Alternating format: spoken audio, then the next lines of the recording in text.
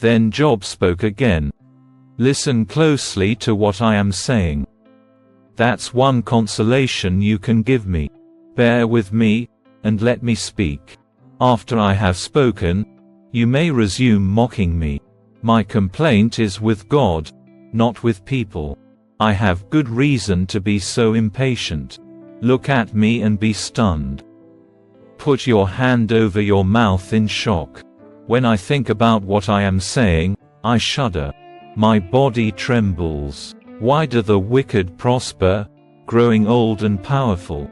They live to see their children grow up and settle down, and they enjoy their grandchildren. Their homes are safe from every fear, and God does not punish them. Their bulls never fail to breed. Their cows bear calves and never miscarry. They let their children frisk about like lambs. Their little ones skip and dance. They sing with tambourine and harp. They celebrate to the sound of the flute. They spend their days in prosperity, then go down to the grave in peace. And yet they say to God, "Go away. We want no part of you and your ways. Who is the Almighty, and why should we obey Him? What good will it do us to pray?" They think their prosperity is of their own doing, but I will have nothing to do with that kind of thinking. Yet the light of the wicked never seems to be extinguished. Do they ever have trouble? Does God distribute sorrows to them in anger? Are they driven before the wind like straw? Are they carried away by the storm like chaff? Not at all. Well, you say, at least God will punish their children. But I say He should punish the ones who sin so that they understand His judgment.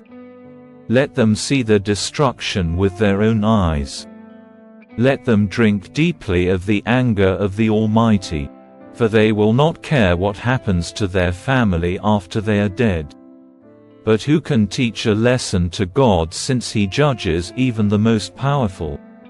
One person dies in prosperity, completely comfortable and secure, the picture of good health, vigorous and fit.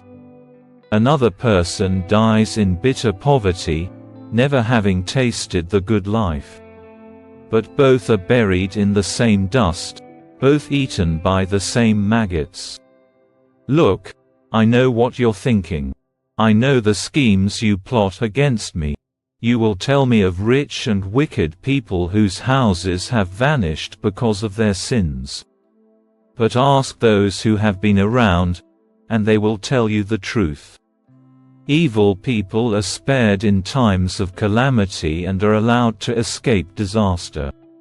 No one criticizes them openly or pays them back for what they have done. When they are carried to the grave, a guard of honor keeps watch at their tomb.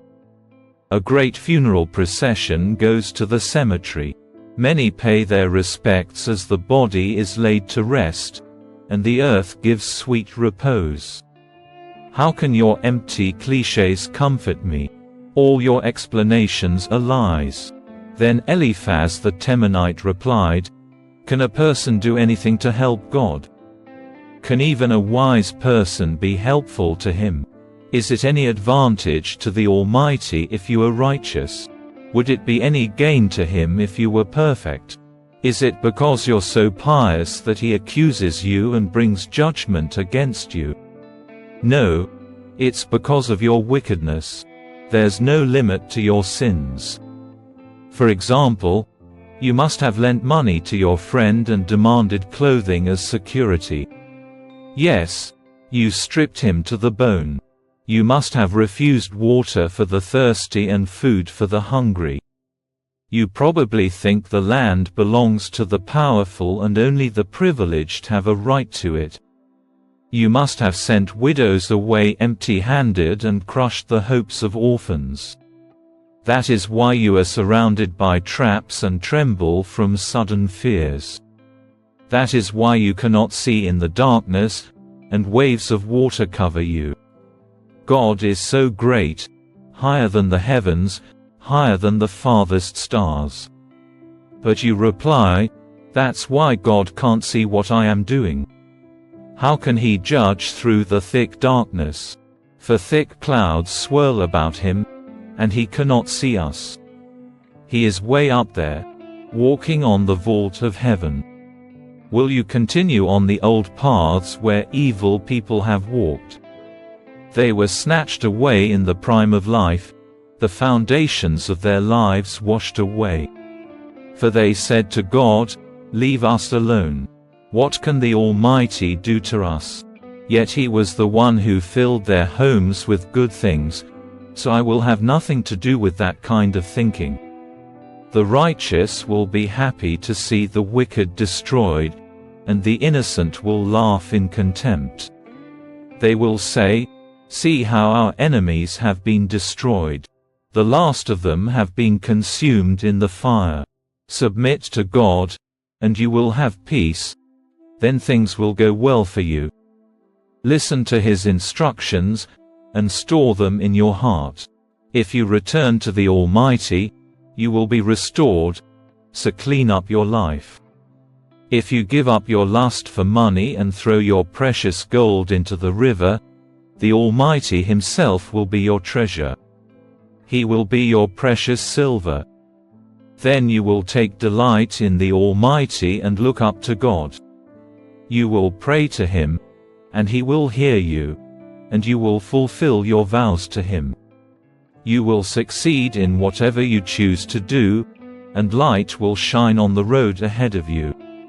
If people are in trouble and you say, "Help them," God will save them. Sinners will be rescued. They will be rescued because your hands are pure. Then Job spoke again.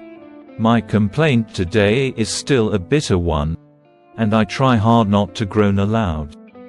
If only I knew where to find God, I would go to His court. I would lay out my case and present my arguments. Then I would listen to His reply and understand what He says to me. Would He use His great power to argue with me? No. He would give me a fair hearing. Honest people can reason with Him, so I would be forever acquitted by my judge. I go east, but He is not there. I go west, but I cannot find Him. I do not see Him in the north, for He is hidden. I look to the south, but He is concealed. But He knows where I am going, and when He tests me, I will come out as pure as gold. For I have stayed on God's paths, I have followed His ways and not turned aside. I have not departed from His commands but have treasured His words more than daily food. But once He has made His decision, who can change His mind? Whatever He wants to do, He does. So He will do to me whatever He has planned. He controls my destiny. No wonder I am so terrified in His presence. When I think of it, terror grips me. God has made me sick at heart. The Almighty has terrified me. Darkness is all around me. Thick, impenetrable darkness is everywhere. Why doesn't the Almighty bring the wicked to judgment? Why must the godly wait for Him in vain? Evil people steal land by moving the boundary markers. They steal livestock and put them in their own pastures. They take the orphan's donkey and demand the widow's ox as security for a loan. The poor are pushed off the path. The needy must hide together for safety. Like wild donkeys in the wilderness, the poor must spend all their time looking for food, searching even in the desert for food for their children. They harvest a field they do not own, and they glean in the vineyards of the wicked. All night they lie naked in the cold, without clothing or covering. They are soaked by mountain showers, and they huddle against the rocks for want of a home. The wicked snatch a widow's child from her breast, taking the baby as security for a loan. The poor must go about naked, without any clothing. They harvest food for others while they themselves are starving. They press out olive oil without being allowed to taste it, and they tread in the winepress as they suffer from thirst. The groans of the dying rise from the city, and the wounded cry for help, yet God ignores their moaning. Wicked people rebel against the light. They refuse to acknowledge its ways or stay in its paths. The murderer rises in the early dawn to kill the poor and needy. At night he is a thief. The adulterer waits for the twilight, saying, "No one will see me then." He hides his face so no one will know him. Thieves break into houses at night and sleep in the daytime. They are not acquainted with the light. The black night is their morning. They ally themselves with the terrors of the darkness. But they disappear like foam down a river. Everything they own is cursed, and they are afraid to enter their own vineyards. The grave consumes sinners just as drought and heat consumes snow. Their own mothers will forget them. Maggots will find them sweet to eat. No one will remember them. Wicked people are broken like a tree in the storm. They cheat the woman who has no son to help her. They refuse to help the needy widow. God, in His power, drags away the rich. They may rise high, but they have no assurance of life. They may be allowed to live in security, but God is always watching them. And though they are great now, in a moment they will be gone like all others, cut off like heads of grain. Can anyone claim otherwise? Who can prove me wrong?